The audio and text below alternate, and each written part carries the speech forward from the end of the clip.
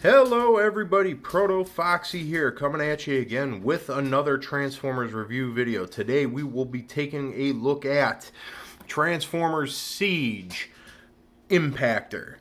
Now for any of you guys out there that are Transformers fans, Impactor should be a name that you all recognize because he is a pretty popular comic book character. Shows up more in the again in the comic books. I don't mean to repeat myself there, but he was one-time leader of the group known as the Wreckers, an Autobots Black Ops team. Eventually it was taken over by Springer. He's died and been resurrected, reappeared numerous times in the comic books. Having him in the War for Cybertron Siege line gets me pretty excited to see whether or not he will be in the new Netflix series that's coming out in June. And hopefully this video's up before June, if not this month. But yeah, so what we have here is Impactor in vehicle mode, and he is a very cool looking Cybertronian tank. He's got the little front end catchers there. Nice little Siege war wearing here. The turret does in fact move, and excuse my big ol' hairy ham hock hand.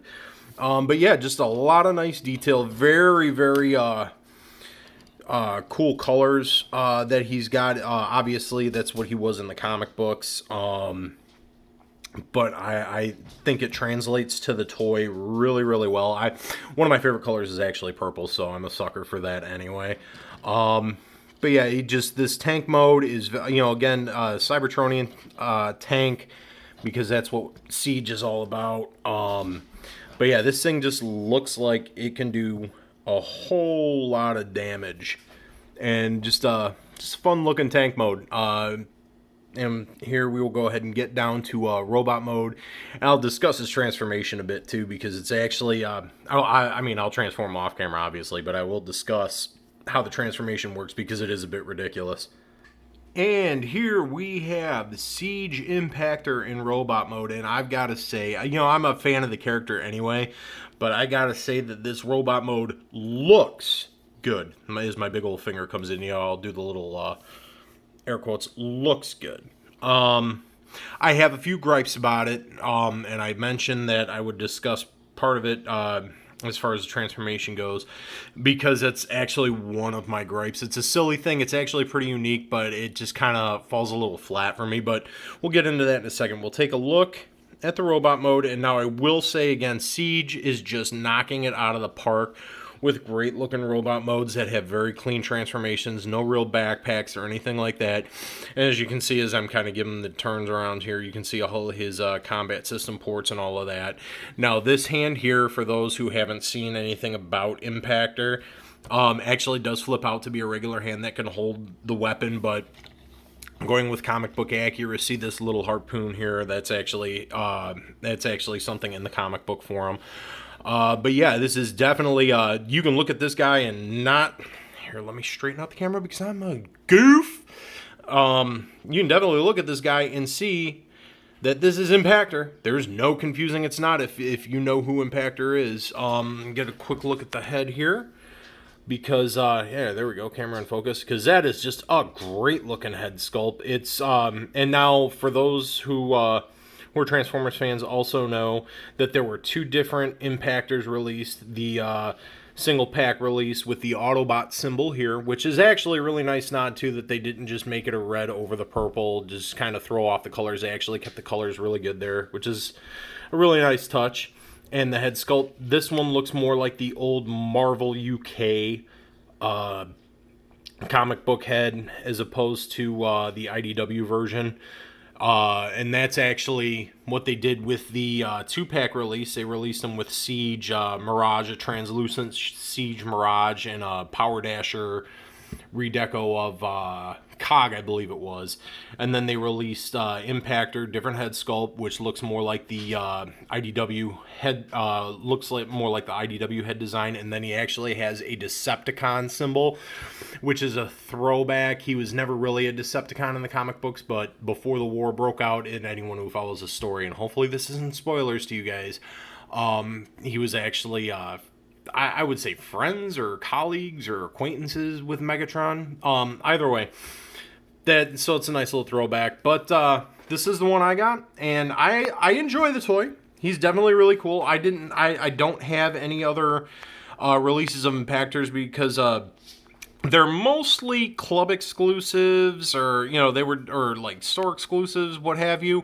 And I just never got around to getting it. I was just gonna see maybe if they never came out with a wide released one, I would have actually broke down and got one eventually. But they did. They brought them out for Siege, and it was really cool. Now my gripes, and I'll actually go into this silly bit of transformation, the way the legs work, because here, let me see if I can do this without screwing up. Move up his arm. You see the tank tread here folds down. So you have, and I'm going to try and do this without, there we go. So what we have here is the front half of the tank, and then the back half of the tank with the tread. And it's really kind of silly how it worked out. Hang on. Close up so I can get him to stand back upright. So it's really silly how it worked out, the way it folds. It's actually unique. It's actually a pretty unique thing. But, God, camera. I can't keep the camera still today. Whoops. Sorry about that. Hopefully y'all didn't get sick. But which is really silly, really unique, but where it falls flat is that none of that tabs in. So you hear that. Those aren't locking in. What happens is that the front end prongs right here of the tank actually just kind of rest into the back of the feet. And it's solid. He's not going to fall over, but I just feel like it just, they could have tabbed it in. And a lot of other people that have been reviewing this mold have been complaining about the hollowness in the legs and different spots here. And I know they make, let me get his arm down here so he doesn't look like he's aiming at you guys through the camera. They do, third-party companies do make filler kits to where it fills it in, and people, have been reviewing that with that, and they say it helps them look better. Me, personally, I don't care. I mean, if it bothered me, I'd pick them up. But that's not the part that bothers me. The part that bothers me is just the way the legs work, and it's the double-edged sword, because I think it's absolutely silly, but at the same time, it also doesn't give us a dead locking in thing here. It's not, like I said, it's not going to hinder the articulation or the movement or stability. It feels incomplete to me, is what it is. Other than that, I feel Siege Impactor here is a decent figure. Again, he had very clean transformation. Looks really cool. Definitely looks like the source material. And, overall, I'm happy with him. He's a good representation. But, yeah, not without its flaws. Would I recommend him? If you're a fan of Impactor, yeah, I would get him. If you're a completionist for collecting Transformers, yeah, get him.